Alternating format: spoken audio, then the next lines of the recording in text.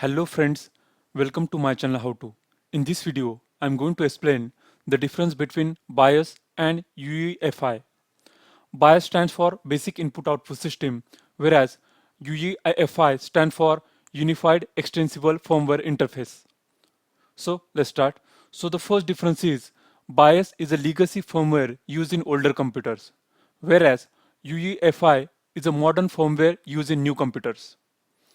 BIOS was introduced in 1970s, whereas UEFI was introduced in early 20s. BIOS is a text-based interface which is controlled by keyboard only, whereas UEFI is a graphical interface supporting mouse and keyboard.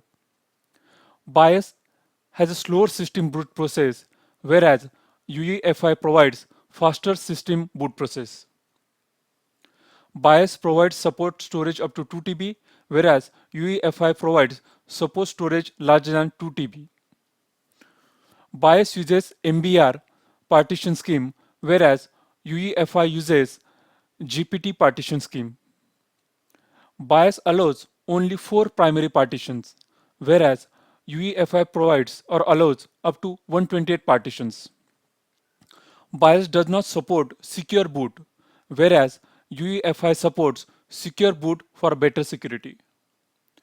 BIOS has no inbuilt networking support, whereas UEFI has support network booting.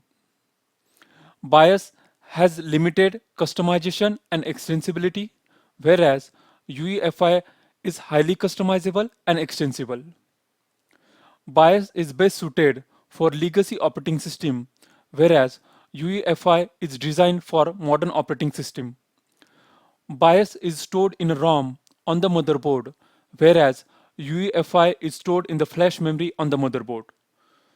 And BIOS provides minimum security features, whereas UEFI provides advanced security features. So these are the basic difference between BIOS and UEFI.